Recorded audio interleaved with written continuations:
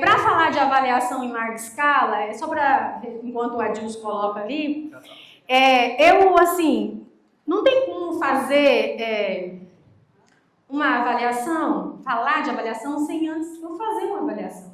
Então, eu preparei uma avaliação que, assim, todos estão na escola há quanto tempo, né? Então, deve entender bem de avaliação em larga escala, teoria de resposta ao item, matriz de referência. Então, eu vou escolher alguém para eu avaliar, fazer uma prova oral.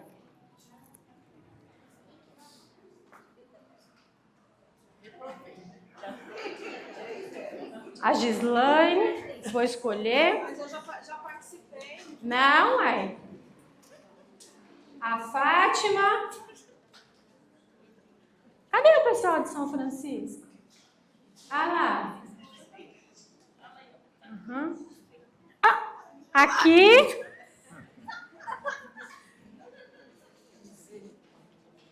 Essa aqui que tá bem quietinha, eu vou perguntar para ela. Tudo bem? Pronta para a prova? Pronta? Já estou já bate? Já se bateu, amiga? Mas é só uma brincadeirinha, viu, gente? Porque quando a gente fala, alguém vai me perguntar, o que aconteceu aí, Gislaine? Deu uma dor de barriga, né? Imagina os nossos alunos, né, que vão fazer as avaliações, tanto as internas quanto as avaliações em larga escala. E às vezes a gente fica frustrado porque os nossos alunos não saem bem na prova. Mas também a gente não prepara ele emocionalmente para as provas. Nem as internas, nem as externas. E aí a gente peca e aí a gente tem um resultado ruim. E muitas vezes não é porque o aluno não sabe, mas porque ele não é preparado para aquela situação, para aquele momento. Então, assim, quando a gente fala em avaliação em larga escala e eu faço formação sobre esse tema, para mim, falar disso em 40 minutos é um sofrimento, porque as formações que eu faço em avaliação em larga escala são de 8 horas no mínimo. Então, eu vou chamar o professor, vou trabalhar com ele como preparar o aluno para a prova, não do ponto de vista de trabalhar somente a matriz de referência, mas como preparar o aluno para aquele momento. E aí eu chamo o professor, volta para a matriz de referência, lá eu tenho as habilidades mínimas que o aluno tem que desenvolver ao final daquele período, e aí a gente vai pensar que atividades o meu professor vai trabalhar em sala para isso. Então é uma formação complexa e que precisa pelo menos 8 horas de formação. A gente tem pontos negativos nas avaliações em larga escala? Sim ou não? Sim, a gente tem pontos negativos. Se eu for falar aqui o ponto negativo da avaliação em larga escala, eu vou falar num contexto geral. Mas, às vezes, o impacto negativo que a avaliação em larga escala tem na escola da professora Luz Larlene não é o mesmo impacto negativo que tem na escola da Gislaine. Mas um dos impactos negativos das avaliações em larga escala é a pressão sobre os profissionais da educação. E sob pressão, tudo fica mais difícil. Então, se eu sou gestor, se eu sou secretário, se eu sou coordenador, eu tenho que pensar uma forma de que o meu professor trabalhe para melhorar os índices, mas que eu deixe o meu professor também leve. Porque se eu colocar muita pressão, muita responsabilidade, vou dar um exemplo. Uma vez, a gente se saiu super bem num resultado do ensino fundamental. Eu sempre analisei a caminhada, o progresso. Olha, eu não atingi a meta, mas eu cresci. Então, essa é a análise que eu sempre fiz. Então, a gente não atingiu a meta, mas a gente cresceu. E eu fui muito feliz. E a gestora, que fazia parte ali que era a minha gestora, ela falou, eu cheguei toda encantada que a gente cresceu. Ela falou, cresceu o quê? Cresceu o quê se a gente não atingiu nem a meta? O que você está achando que cresceu? O que você fez que a gente não atingiu a meta? O que não funcionou? Tem que pensar, ou seja, ela me colocou assim no tronco. E eu levei muita chibatada porque a gente ficou 0,5 atrás de uma determinada escola. Porque o importante para aquela gestora não era o crescimento ou o processo, mas era a nota final, era atingir a meta. Então, eu falo principalmente para os gestores. Quando chegar o resultado da avaliação em larga escala, antes, e eu vou mostrar ali, de ir direto para a nota, eu preciso ver o processo, quanto que eu caminhei. E eu falo, gente, que é muito difícil avançar nos resultados. Então, todo meio ponto, toda situação de avanço é significativa. Vale a pena o elogio e vale a pena tirar das costas do coordenador, do professor, da equipe, o peso de não ter atingido a meta. Quais os pontos positivos das avaliações externas? Do mesmo jeito, tem ponto positivo que numa escola é positivo, na outra não é. Um dos pontos positivos é eu poder fazer uma análise refinada do final de um processo na minha escola. Por quê? Porque as avaliações em larga escala, ela vai te dar o resultado do final de um processo. Então, do primeiro ao quinto ano, quando chegou aqui no quinto ano, ele vai dizer assim, olha, os teus alunos avançaram e melhoraram nas habilidades mínimas que se precisa, porque a gente sabe que a matriz de referência é um recorte do currículo, ele avançou naquelas habilidades mínimas, então aqui ele está preparado. Ou não. Só que se eu não faço análise, se eu não uso os dados para melhorar, isso não tem nenhum impacto positivo na minha escola. Então só vai ser positivo se eu souber utilizar os resultados das avaliações em larga escala, não pensando na nota, mas pensando na proficiência, porque se eu focar na nota, eu esqueço da proficiência, eu não faço aquela análise daquela escala de proficiência que todos vocês conhecem, e eu não vou aqui falar de escala, de matriz, porque todo mundo sabe do que eu estou falando. Então, eu tenho uma escala de proficiência, eu tenho um ponto de 0 a 9, e dentro desses pontos nessa escala diz assim, ó, no 0 ele não atingiu as habilidades mínimas. No 1, ele já sabe inferir informação explícita no texto, ele já sabe isso, já sabe isso. No 2, e assim vai. Se sua escola não faz essa análise criteriosa, que daqui a pouco eu vou mostrar ali, gente, está assim, não que não vai dar certo, mas já é algo que já é um caminho que não vai dar tanto certo se você fizer.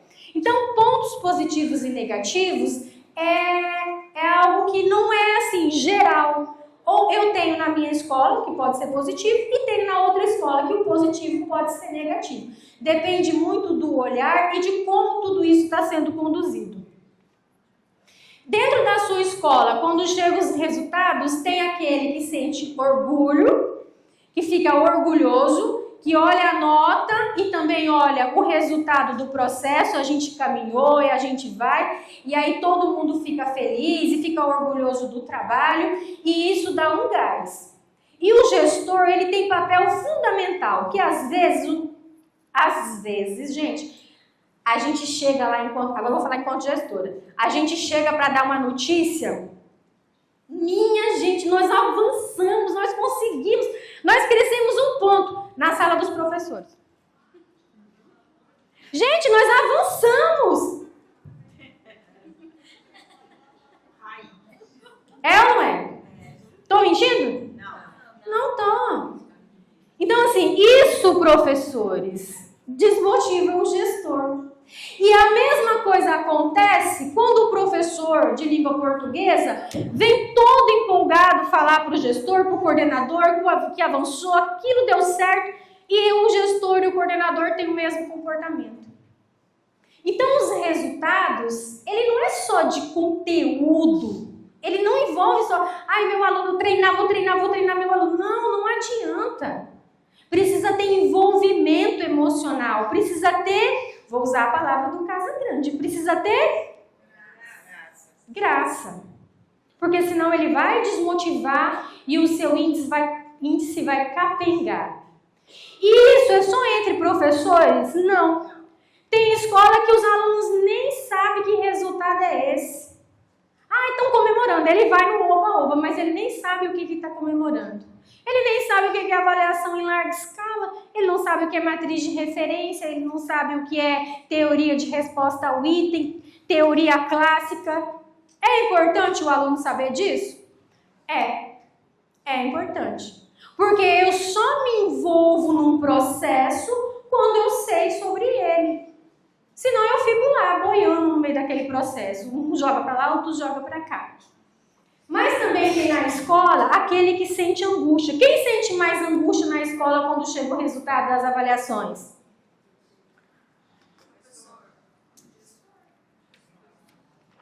Quem, gente? É o professor, é o gestor, é o aluno que sente angústia? O gestor, o professor. Sente angústia aquele que está mais envolvido. Porque aquele que não está envolvido sente nada.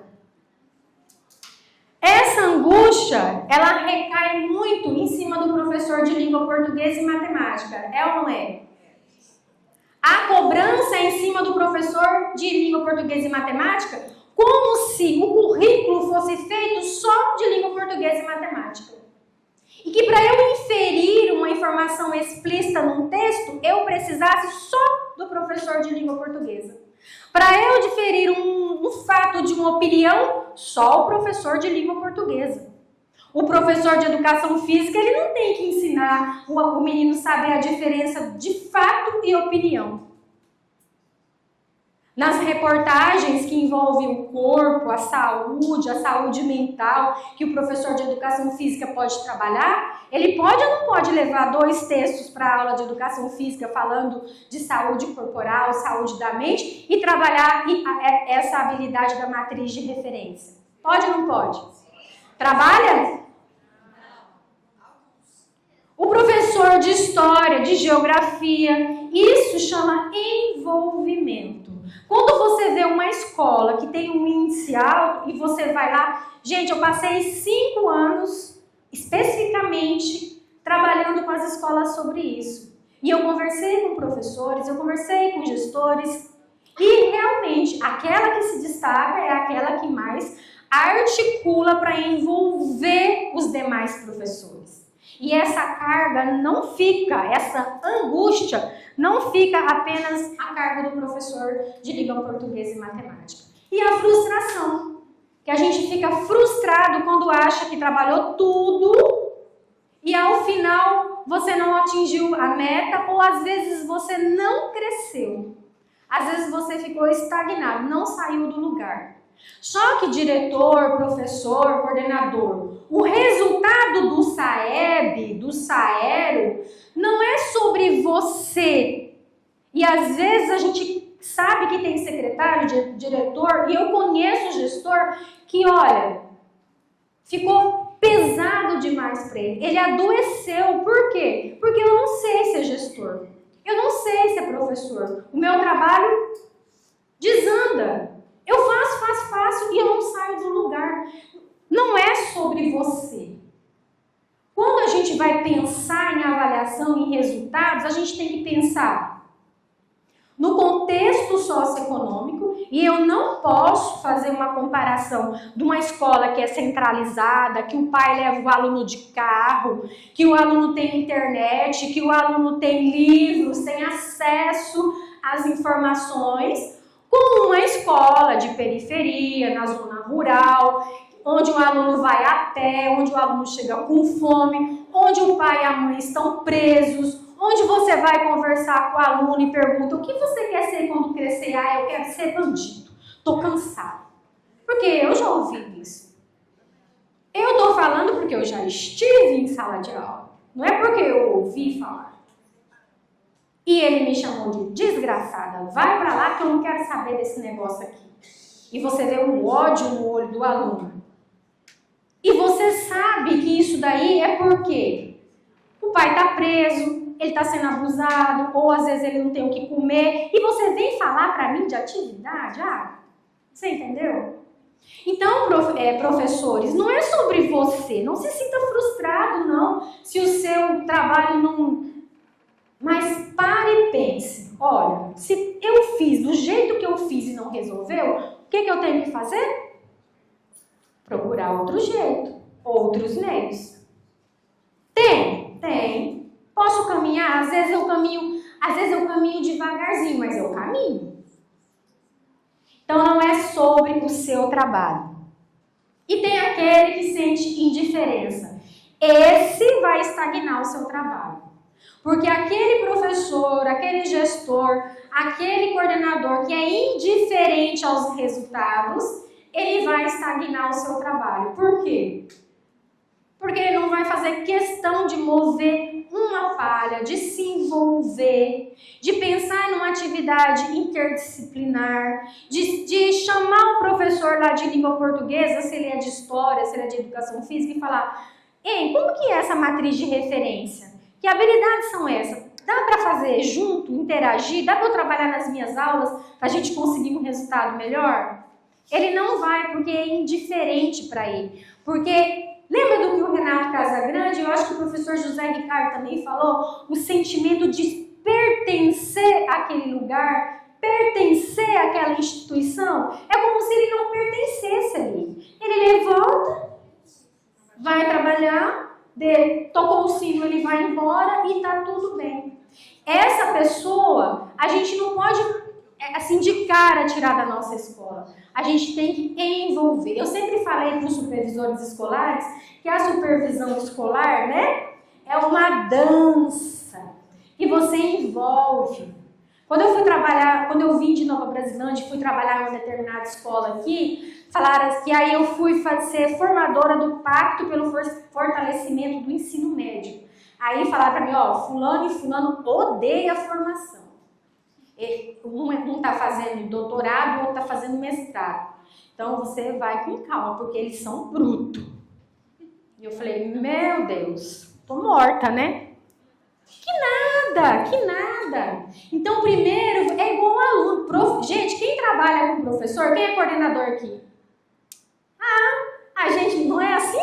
É cativando, é conquistando, né? É assim, olha, professor, olha essa atividade que legal, eu pensei lá na sua sala de aula. Eu não entreguei, eu não fiz planejamento, não. Não, professor, tudo bem, se o senhor tiver dificuldade, vamos sentar para fazer nós dois juntos? Olha, o senhor me entregou o seu planejamento, mas ali onde o senhor colocou o desenvolvimento das habilidades, eu acho que aquela metodologia não casa. Ele vai falar, essa menina, acho que ela entende das coisas. Ele vai começar a te respeitar, não é? Agora, se o professor te mandou o planejamento, ele nunca recebeu um feedback de você. O que ele está pensando que você está fazendo com o planejamento dele? Tem um amigo que eu fui trabalhar numa escola, não vou falar o nome dele aqui não.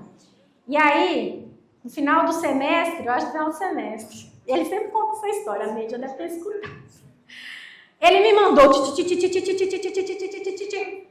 aquele monte de planejamento. Aí eu olhei aquilo e falei, gente, planejamento do semestre passado. Aí eu falei, olha, não se deu o trabalho de me encaminhar planejamento passado, porque eu não vou perder meu tempo olhando um planejamento que já ficou para trás. Fica tranquilo, tá tudo bem entre nós dois. Ele disse que se apaixonou por mim aquele dia. Então, gente, é uma conquista. Então, esse aqui, indiferente, você precisa conquistar. É a mesma coisa o aluno. Olha, as pesquisas dizem que a gente consegue fazer da avaliação externa um caminho para a aprendizagem quando a gente faz o diagnóstico e traça um plano de ação. Isso é tão clichê, não é? Não é clichê? Todo mundo sabe que tem que fazer diagnóstico e traçar um plano de ação.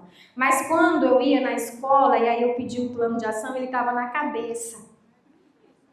É muito clichê, né? Eu faço um diagnóstico e faço o meu plano de ação. Mostra o plano de ação. Está na cabeça. Na cabeça, a gente, não vai funcionar. A escola, ela é viva, ela é dinâmica. Se você não andar com o seu plano de ação, gestor, embaixo do braço, em cima da sua mesa, essa atividade não fez o simulado que ia fazer, não fez aquele projeto que envolve os professores das outras áreas, não fez. O uso dos dados das avaliações é prática comum entre gestores de bons resultados. Todos os secretários do Brasil inteiro, eles falam a mesma coisa. O uso dos dados faz com que a gente avance. E todos eles, vocês podem procurar do Paraná, do Nordeste, os melhores resultados. Os professores precisam de investimento na formação continuada. Quer ver que eu vou provar isso? Ó, vamos fazer, deixa eu ver se eu não deixei um nome aqui. Escolhi isso aqui, vamos fazer essa análise, ó. Anos iniciais. Isso aqui é proficiência, né? Proficiência, isso aqui é o quê? O que é isso aqui, gente? Fluxo. Proficiência, fluxo. Isso aqui é nota. Então, a gente sabe que eu preciso da proficiência, que é como o meu aluno sai na prova. Eu preciso de um fluxo, porque se tiver muito índice de reprovação na minha escola, o meu índice cai. E aí eu tenho uma nota. Então, vamos lá, vamos fazer uma análise. Uma análise que a gente faz lá dentro da escola com os professores. Anos iniciais. Nesse município, porque é municipal, tá, gente? Não é escola. 5,8. Anos finais, 5,7. Ensino médio, 4,7. O que aconteceu aqui? Caiu. Por quê? Ó, o ano é 2023. O Tribunal de Contas falou assim, gente do céu, aqui tem a presidente da Undinho, tem que cuidar para não falar besteira. O Tribunal de Contas falou, gente do céu, que índices são esses que está tendo aí nesses municípios? Magia! O que o Tribunal de Contas fez? Chamou todo mundo, o secretário, prefeito, todo mundo e falou o quê? Vamos fazer o quê, gente? O que vocês estão fazendo com o Tribunal de Contas? Formação continuada. Formação continuada. E ele faz formação continuada, ele avalia e ele volta a fazer formação continuada. Pegou na mão do professor, preenche a ficha de leitura, Tô mentindo? Não. O que aconteceu com o ensino fundamental iniciais? Subiu. Então precisava do quê? Formação continuada. O slide anterior fala, os melhores resultados dos estados são os estados que investem em formação continuada do professor. Olha, vocês têm acesso a isso por município, né, por escola, e aí aqui é municipal. Aprendizado adequado nesse município, olha aqui, 2019, 21, 23. Matemática. Isso aqui, gente, precisa ser analisado dentro da escola, dentro da secretaria. Mas analisar não é só identificar. Lembra da teoria, lembra da taxonomia de Bloom? Da pirâmide de taxonomia de Bloom? Conhece?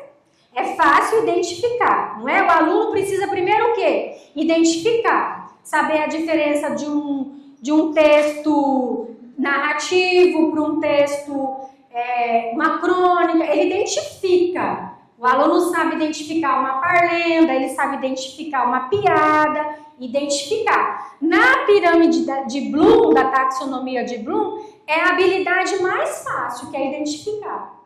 Então, dentro da análise dos índices do SAEB e do SAERO, eu não posso só identificar. Eu tenho que ir para a habilidade mais difícil, que é analisar. Você viu a análise que eu fiz lá? Olha, análise anterior aqui. O resultado. E eu fiquei pensando, gente, por quê? Né? Aí eu fui pesquisar, eu fui analisar. Bom, há um tempo atrás o Tribunal de Contas entrou na história. E ele fez o quê? Ele investiu em formação continuada. Então, esses aqui melhoraram. E vai continuar melhorando. E agora já está investindo no ensino fundamental 2. Não é verdade? Que vai dar um salto também. E aí, gente, olha o aprendizado adequado aqui no 9º ano. Tudo vermelho. Tudo vermelho nesse município.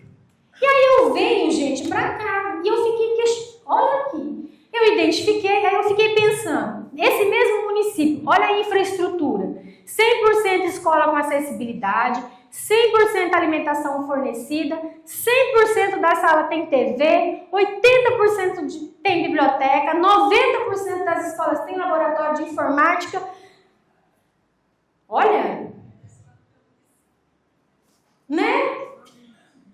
E aí eu fiquei pensando, gente, por que aqueles resultados lá atrás? É preciso analisar. E quem vai analisar? O gestor. Vai chamar o professor, vamos pensar, uai. Se as escolas estão com essa infraestrutura e todo mundo um tempo atrás dizia que não melhorava porque não tinha infraestrutura, eu disse aqui no questionário do SAEB que tem. Se tem ou não tem, eu não sei, mas eu disse que tem. Então tem alguma coisa errada aí. Precisa pensar. Então por que não está crescendo? Mas tem a questão socioeconômica. Vamos analisar. Então, se tem a questão socioeconômica, vamos pensar uma parceria com psicólogos para trazer para a escola, vamos pensar em parceria, de repente dar um lanche na entrada, às vezes o menino está com fome, não está aprendendo. Então, tudo eu analiso, acho que não sei se foi o Renato Casagrande que falou, né, a crítica, mas eu tenho que apresentar uma solução, ou o Zé Ricardo, não sei. Casagrande. Então, eu faço uma análise e apresento uma solução. É questão socioeconômica? É comida? É falta de... É problemas em casa, psicológico? Parceria. Foi, né? Então, é buscar meios. Então, quando fala analisar dados, não é sentar um dia lá na supervisão e fazer assim uma identificação dos números. E mostrar e apontar, olha aqui, professor de língua portuguesa, olha a proficiência desses meninos. E aí ele vai para casa mais frustrado, mas não. É você, coordenador pedagógico, chamar o professor de área, sentar e falar, vamos levar algumas soluções já para ali, para aquela reunião, para a gente identificar? É disso que eu estava falando, Quando eu analiso os dados, eu preciso usar isso aqui, que é fornecido pelo SAEB. Deixa eu ver se não está o nome da escola aqui, não está não. Então, olha os níveis. E aí os professores vão sentar e vão verificar, olha, aqui no nível 2. Quem está no nível 2? Além das habilidades aqui para cima, o aluno das habilidades criadas, os estudantes provavelmente são capazes de localizar informação explícita em pontos, identificar o assunto principal e o personagem. É sentar e ler. O que os nossos alunos já sabem? O que os nossos alunos já fazem?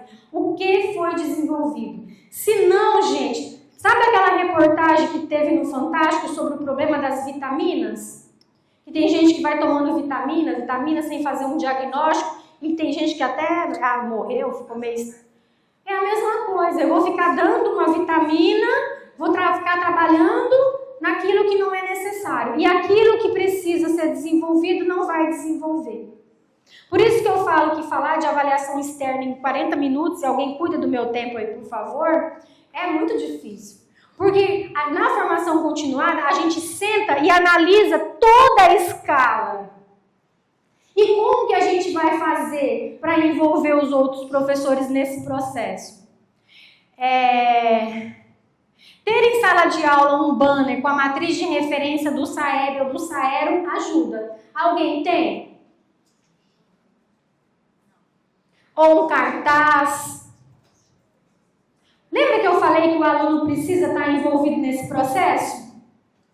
O aluno precisa passar pela porta da sala e quando ele chega, ele vê assim, ó, inferir uma informação explícita num texto. Será que eu desenvolvi ou não essa habilidade? É ele se familiarizar com a matriz de referência do SAEB. Melhor que você ficar treinando o aluno, é mostrar para ele quais habilidades ele já desenvolveu, quais ele ainda não desenvolveu. Não tem aquela flare lá do Tribunal de Contas? Mais ou menos assim. Só que aqui é a matriz de referência que está exposta para ele, que ele vai saber se ele tem ou não aquela habilidade desenvolvida. E o professor das aulas, ele pode falar, gente, olha, hoje nós vamos trabalhar contos e nós vamos desenvolver essa habilidade aqui, ó, identificar uma informação explícita num texto. Olha que legal, no final da aula, todos os alunos terão que ter desenvolvido essa habilidade e mostra para o aluno. Porque quando vir aquele pessoal lá de fora fazer a avaliação, vocês já desenvolveram e vocês vão saber. Os nossos alunos, quando a gente vai verificar, todos eles sabem identificar uma informação explícita num texto? Sim ou não? Não, gente, não sabe, porque eu já pesquisei. Pasmem, talvez por ser uma habilidade considerada mais fácil, a habilidade que os nossos alunos mais erram. Eles não sabem. Assim como eles não sabem diferenciar fato de opinião, eles também não conseguem. Num texto mais complexo, eles não conseguem encontrar uma informação explícita. E eles vão errar. Então é para isso que eu sugiro, né, que dentro da sala de aula tem aí, ou em outro lugar, de repente, da escola, que tem aí um banner, não é muito caro, com a matriz de referência. E é importante falar para os seus alunos que aquela matriz lá é um recorte no currículo, que ele precisa aprender muito mais que aquilo, mas que aquilo lá é o mínimo que ele precisa saber, o mínimo. Ter desenvolvido ao final desse processo. Trabalhar de forma interdisciplinar nas aulas de educação física, geografia, história ou outras. Gente, é a parte mais difícil. A gente, enquanto coordenador pedagógico, é juntar os professores para isso. Mas aquela escola que consegue trazer pelo menos um dessa área aqui para sentar com o professor de matemática, vamos pensar. Ó, geografia. Priscila, já sentou com o professor de matemática e planejou geografia e matemática? Pautado, quantos minutos? Não estou enxergando. Você tem que terminar o quê? Umas 11h30? 11h30 é você, né, Luz Marlene? Então, mais uns 20 minutos, vou acelerar. Não aguento com esse negócio de tempo. Então, assim, eu perdi meu raciocínio. Geografia. Então, o nosso aluno lá na matriz de referência, ele sabe diferenciar um mapa ou um gráfico de uma tabela, sabe ou não sabe? Tem essa dificuldade? Professor de geografia entra, professor de matemática entra, professor de história entra. E aí, gente, na formação de 8 horas, eu consigo mostrar que atividade a gente faz. Que não vai dar, infelizmente. A menina já está me cobrando aqui. Fazer devolutiva interativa com os alunos. O que é devolutiva interativa? Tem escola, gente, ó, o professor falou tão orgulhoso, eu sempre na formação o professor apresenta e eu faço intervenção. Nessa eu não fiz, eu levei um puxão de orelha da minha equipe e falou assim, por que você não fez? Eu falei, gente, não consegui. Ele falou assim, meu Deus, qual que é do Adilson? Você tá bem, Adilson? Vou tomar uma água, que eu não sei qual é a minha, qual que é a sua. Você tá bem? Ele foi apresentar lá a atividade, né, que a gente tinha proposto lá na formação. Na minha escola, a gente faz simulado toda semana. Toda semana os alunos fazem um simulado. Gente, vai matar o aluno. E aí eu fiquei... Eu não vou me perdoar por isso. Até hoje eu levei um puxão de orelha porque eu não fiz. Eu falei, tudo bem, professor, pode sentar. Gente, olha, eu errei, tudo bem. Mas simulado, ele tem que ser diagnóstico. Um simulado é para você simular o dia do SAEB, para o aluno ficar relaxado. Então, tem um simulado que você vai montar todo aquele circo. Se você tiver parceiro com a outra escola, chama alguém de outra escola para aplicar, porque o aluno não vai ficar nervoso. E aí tá lanchinho na entrada, lanchinho na saída, lembrancinha. Simula o dia. Os outros simulados, gente, é diagnóstico. E todo diagnóstico requer o quê? Uma intervenção. Tem como eu fazer esse planejamento de intervenção pedagógica toda semana? Talvez tenha em algumas escolas. Eu ainda não consegui, aí nesse tempo de... Então a gente tem que ter cuidado, gente, para não sufocar o currículo, para não trabalhar simulado, porque você não está treinando um robô, ele é um aluno, ele precisa ampliar os conhecimentos e o simulado não vai trazer isso. O simulado vai trazer diagnóstico. Então, lá, vamos para o simulado bem rapidinho, tá, doutora Patrícia? Eu faço um simulado com todas as habilidades? Não, eu escolho 5. E eu posso escolher até 3, mas eu vou pegar a taxonomia de Bloom e vou crescer o grau de complexidade de cada item. Então, um item eu dou, outro item. Eu não vou usar na escola a teoria de resposta ao item. Poderia até, mas não vou conseguir. Vai ficar muito complexo lá na minha escola, porque é muito corrido. Então, se o aluno acertou 5, ele vai levar 5, se ele errou. Mas eu posso inserir a complexidade do item ali. Para eu ter uma base do meu aluno assim, olha... Se o texto é simples, ele consegue inferir informação. Se o texto é complexo, ele já não consegue. Ele consegue diferenciar o texto A do texto B. Então, a gente precisa ficar atento a essas situações. Para o simulado fazer sentido. E o coordenador pedagógico, ele pode chamar o professor para uma formação dentro da escola, e o coordenador mesmo pode fazer isso, sobre como montar um simulado trabalhando a complexidade do item. Porque você vai conseguir um diagnóstico mais refinado. Não vou entrar mais em detalhes, tá? Porque a menina tá me cobrando tempo ali. Aqui. Vocês fazem isso dentro da escola? Tem lá um banner, faz esse simulado que é para simular o dia, né? Tem essas sugestões? Se não tem, gente, dá tempo ainda, ó. Você pode correr, que ainda dá tempo de fazer, de aperfeiçoar, porque vocês vão aperfeiçoar aquilo que vocês já fazem. Uma diretora ligou para mim e falou, Mara, eu vou fazer reunião com os professores, vai ter uma tragédia. O que eu falo que os alunos, ela ia fazer com os alunos e com uma equipe, uma coisa assim. Eu falo que eles estão péssimos. Os que estão, porque a maioria, assim, está abaixo do básico. Eu falei, misericórdia, a situação está crítica lá. Não, professora, não vai falar para eles que eles estão péssimos. Fala para eles que eles estão na UTI, entubados.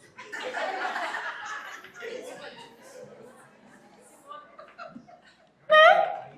E que eles precisam do quê? Remédio. Precisa de cuidado, né? Olha como fica mais, né, bonitinho. Olha, gente, vocês estão entubados na UTI. Mas eu vou cuidar de vocês. Ó, como mudou? Vocês estão péssimos. Péssima ideia, né, gente? Então, quem está abaixo do básico, eu preciso dar uma atenção de recuperação. Ele precisa respirar. Porque senão, gente, ele vai morrer. E aí, eu preciso pensar em atividade específica para esse grupo que está abaixo do básico. E quem está no básico? Reforço. Ele está bom, ele está no básico, ele não está na UTI, ele precisa de reforço. O sexto ao nono, como que faz reforço com o sexto ao nono? Contraturno, ganha os alunos, fala, vamos juntos aqui no contraturno, cria apostila de aprendizagem para eles, cria apostila de atividades. Quem está no adequado? Precisa aprofundar. Porque se eu ficar muito preocupada com quem está na UTI e esquecer de quem está no adequado, o que vai acontecer? Ele vai inverter o caso. Eu vou estar sempre tirando um da UTI, desocupando um leito e colocando o outro. Avançado, gente, é um grande desafio, porque aquele que está no avançado, ele está sempre à frente. E é esse que está no avançado que eu vou colocar para trabalhar junto comigo em sala de aula. É esse que eu vou trazer como parceiro. É esse menino aqui que está no avançado. Ele vai avançar mais e ainda vai ajudar os demais a avançarem. Beleza? A gente podia se aprofundar mais nessa questão de UTI, mas não vai ter jeito. Comunicação eficaz, abordagem colaborativa. Para utilizar os resultados das avaliações externas de forma eficaz no processo de aprendizagem, é importante comunicar-se claramente. Então, toda a minha comunidade precisa se envolver, e aí sou eu, enquanto gestor, coordenador, secretário, que vou fazer isso. Eu não tenho que mentir os meus índices, não tenho que camuflar os meus índices. Quanto mais fidedigna eu for com a minha comunidade, mais eu consigo fazer ela vir para o meu lado. E a Geslane mostrou aqui estratégias muito bacanas ontem. Formação continuada, eu já falei. Engajar as famílias. Quem aí faz a formação do SAER e do SAEB com as famílias? Não é ir lá e mostrar o índice, não. É formação.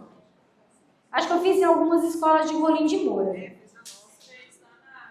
Fiz. É mostrar para o pai o que é a avaliação do SAEB, o que é a matriz de referência, como é o item. Eu levo o item para o pai ver, olha o tipo do item que o seu filho resolve na prova.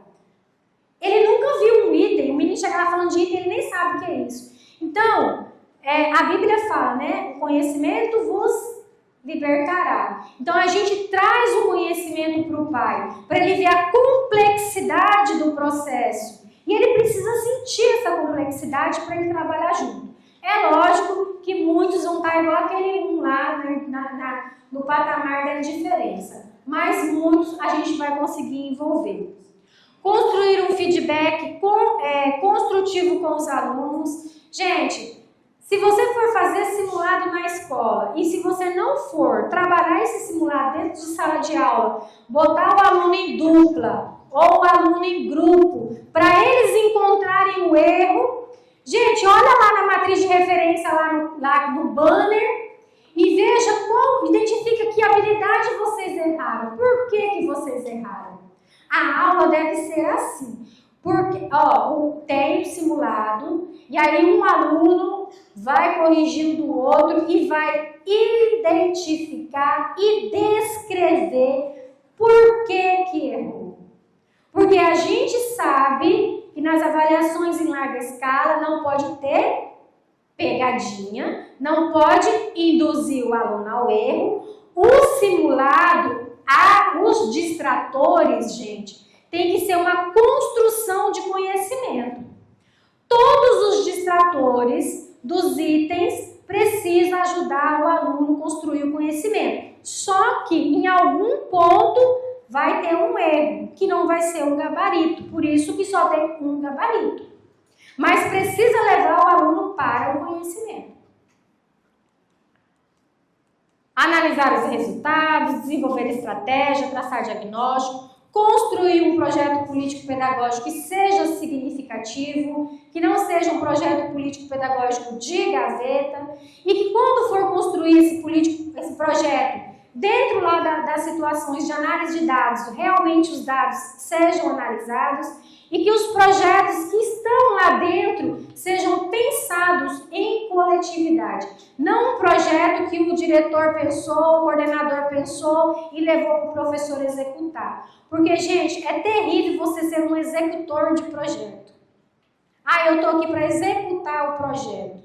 Não, eu pensei esse projeto faz parte da realidade da minha sala de aula, eu consigo desenvolver. Então, todo projeto na escola precisa ser pensado coletivamente, porque senão o professor não vai ter aquele T grandão lá para poder desenvolver o projeto. Não vai. Definir as habilidades e competências-chave que precisam ser trabalhados, promover a interdisciplinaridade, envolver as disciplinas que eu já falei.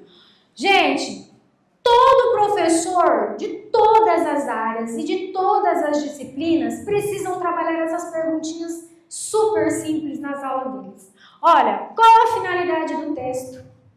Fato ou opinião? Por que o texto é engraçado? Gente, tem aluno que não consegue identificar a graça do texto. Ele lê uma piada e ele não acha graça. Por quê?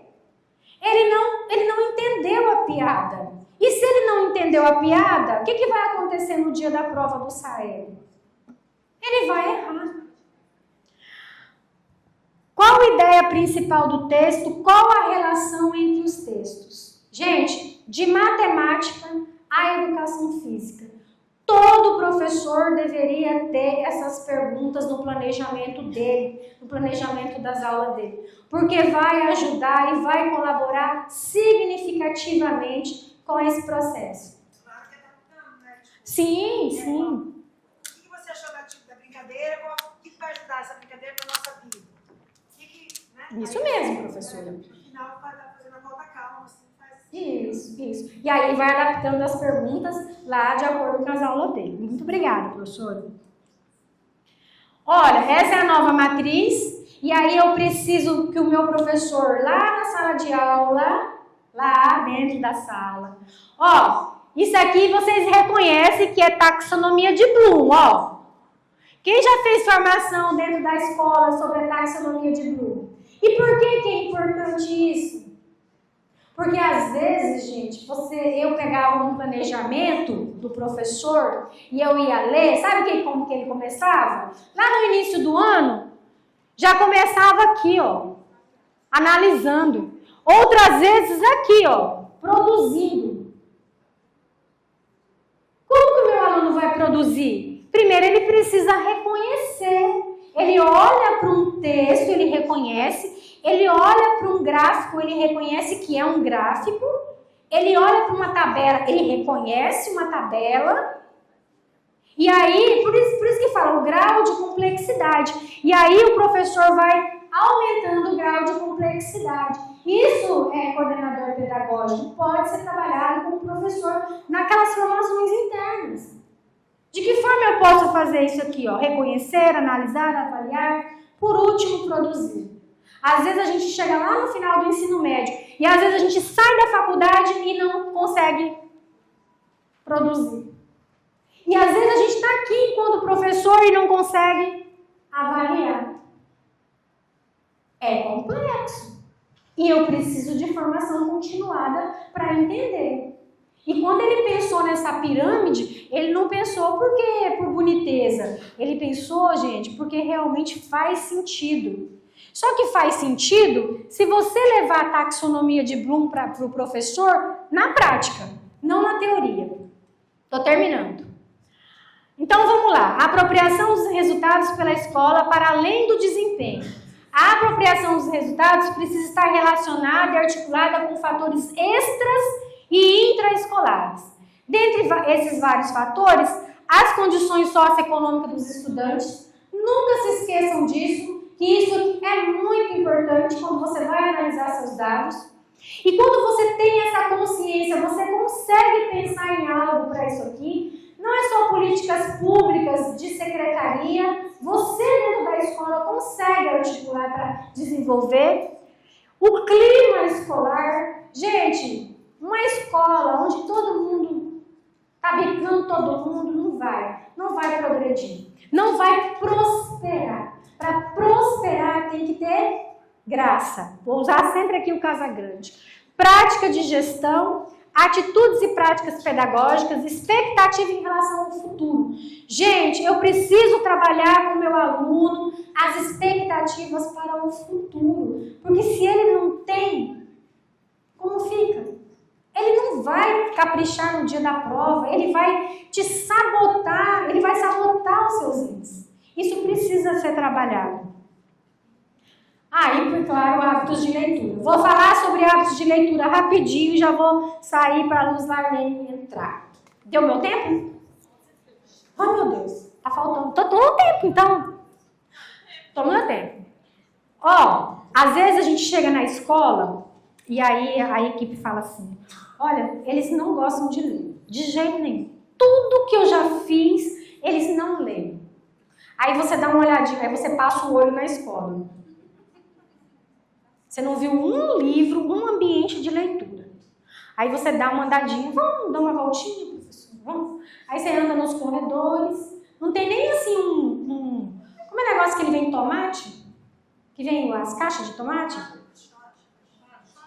Caixote, vou falar caixote. Não tem nem um caixote daquele passado no vernizinho com uma revistinha lá. Não tem. O único ambiente de leitura é a biblioteca quando tem. Gente, se eu chego na escola, não tocou o sinal ainda, do lado do banco tem um caixote desse, com umas revistas, uns gibi, uns negócios, eu vou sentar ali, às vezes eu não vou nem ler de primeira, mas eu vou folhear. Entendeu? Eu vou folhear. Às vezes, eu não quero fazer educação física, mas lá na quadra tem um caixote desse na parede. E lá tem umas revistas, uns gibis, umas coisas assim, sem muita pretensão. Entendeu? E ele vai pegar. Então, assim, não se engane achando que você vai incentivar a leitura do seu aluno se ele não tem naquele contexto, porque na casa dele não tem.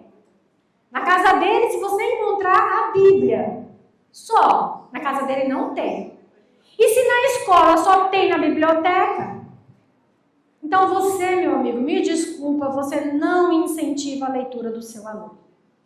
E isso a gente pode fazer como? Indo lá naquele ferro velho, buscando uns negócios que jogaram fora, passando um verniz, pintando.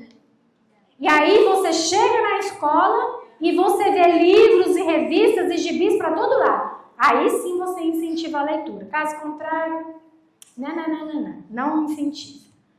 Então, como sair do abaixo do básico? Trabalhando atividades que contêm as habilidades não desenvolvidas, você ter sempre um aluno monitor na escola. Gente, a escola que trabalha com aluno monitor, ela vai para frente. Ela vai para frente porque aquele aluno monitor é aquele que está no avançado.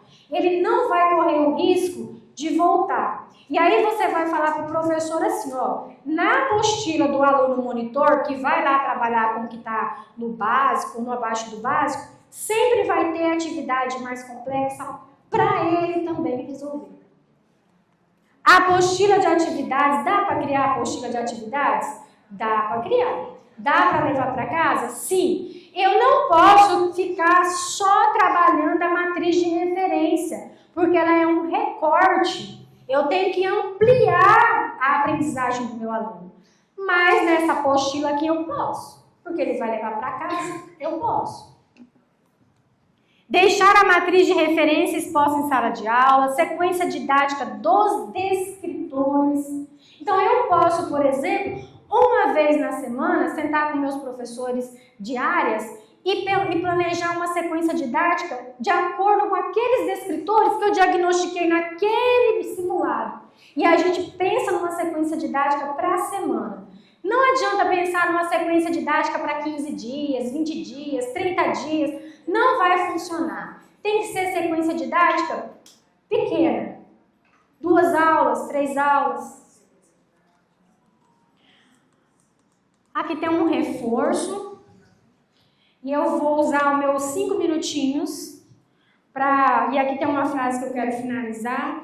E eu quero dizer para vocês, vocês podem ficar à vontade para me convidar para ir para a escola de vocês, fazer formação sobre avaliação em larga escala. Eu não me importo, tá? E aí, Sandra, essa Sandra bandida.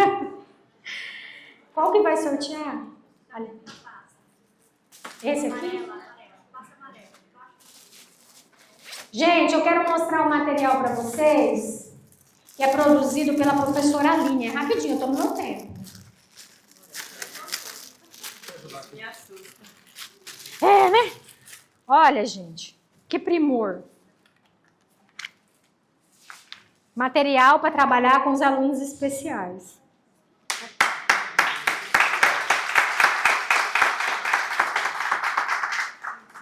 Esse aqui que é para doar, não. O que é para doar está lá. Vai, Aline. Olha aqui, gente. Isso aqui sai? Uhum. Olha, gente, a zebra. Isso aqui é uma zebra?